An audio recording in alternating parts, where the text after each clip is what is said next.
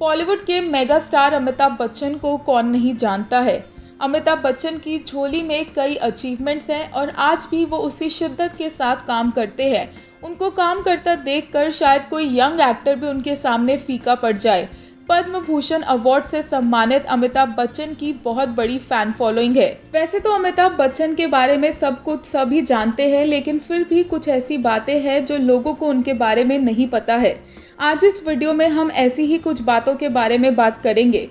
सबसे पहले इस लिस्ट में नाम आता है डॉक्टर कुमार विश्वास को भेजे गए कानूनी नोटिस का। डॉक्टर कुमार विश्वास, जो कि एक प्रसिद्ध कवि है, उन्होंने एक बार डॉक्टर हरिवंश राय बच्चन की कविताओं को YouTube पर अपनी आवाज में अपलोड किया था। ये बात अमिताभ बच्चन को बिल्कुल भी पसंद नहीं आई और उन्होंने डॉक्टर कुमार विश्वास को कानूनी उल्लंघन का आरोप लगाते हुए कानूनी नोटिस भेजा।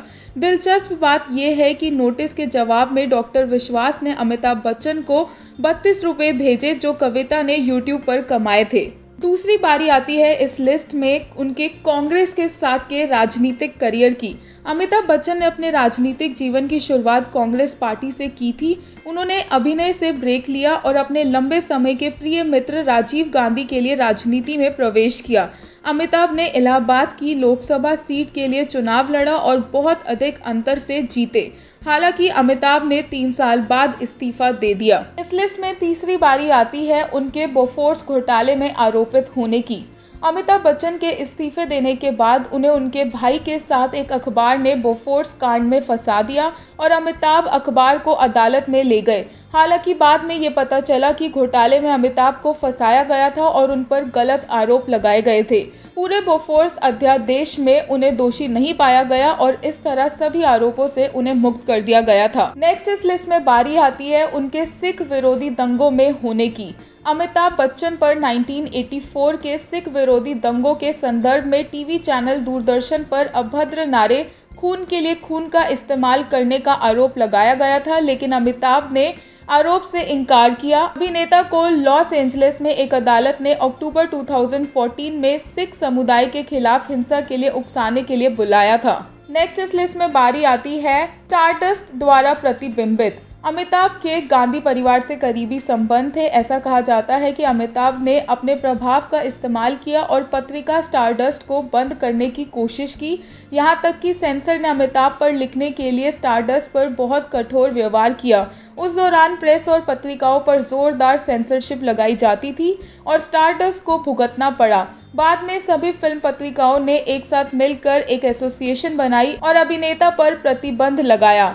हालांकि अमिताभ ने अपने बचाव में कहा कि यह वह था जिसने 1989 तक सभी प्रेस पर अपने फिल्म सेट में प्रवेश करने का प्रतिबंध लगा दिया था। नेक्स्ट इस लिस्ट में बारी आती है पनामा पेपर्स में उनका नाम शामिल होने पर।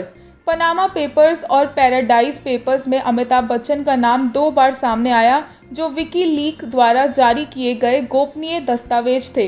हालांकि अमिताभ ने किसी भी अपतटीय निवेश में अपनी भागीदारी से इनकार कर दिया। नेक्स्ट इस लिस्ट में बारी आती है कि क्या अमिताभ बच्चन ने राज बब्बर के करियर को तबाह कर दिया था।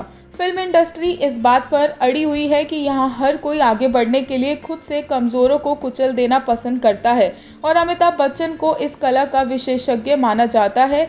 बिग बी की कला का शिकार राज बब्बर थे, जिन्होंने रमेश सिप्पी की शांति और प्रकाश मेहरा की नमक हलाल जैसी कुछ प्रमुख फिल्में खो दी थी। नेक्स्ट इस लिस्ट में बारी आती है जया बच्चन के साथ उनकी शादी की।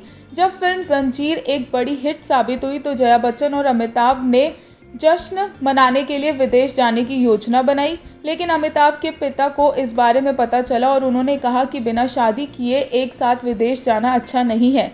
अपने पिता की आज्ञा के बाद उन्होंने जया बच्चन से शादी की। आज भी अमिताभ और जया बच्चन बॉलीवुड की सबसे सफल जोड़ियों में से एक है। नेक्स्ट इस लिस्ट में बारी आती है उन्होंने बी ग्रेड फिल्म में काम किया था।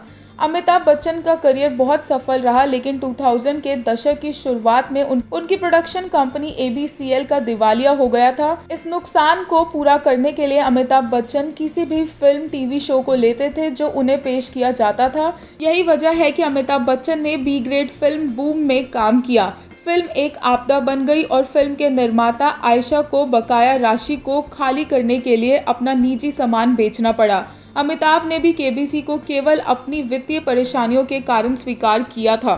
और आज केबीसी टेलीविजन का मोस्ट सक्सेसफुल शो बन चुका है। इसके अलावा अमिताभ बच्चन पर लोगों को यूज करके उनको डम करने का इल्जाम भी लगा था। राजनीतिज्ञ अमर सिंह ने अमिताभ बच्चन पर अवसरवादी होने का आरोप लगाया, जिन्होंने उनका इस्तेमाल किया और बाद में उन्हें डम कर दिया। महमूद के साथ भी कुछ ऐसा ही हुआ। महमूद अमिताभ बच्चन के गुरु हुआ करते थे और वे अमिताभ को अपना बेटा मानते थे। जब अमिताभ के पिता ब्रीच कैंडी हॉस्पिटल में एडमिटेड थे तो महमूद को भी उसी हॉस्पिटल में एडमिट करवाया गया था जहां उनकी बाईपास सर्जरी हुई थी, लेकिन अमिताभ बच्चन उनसे मिलने तक नहीं गए और महमूद को इस बात का बहुत ज़्यादा दुख हुआ था।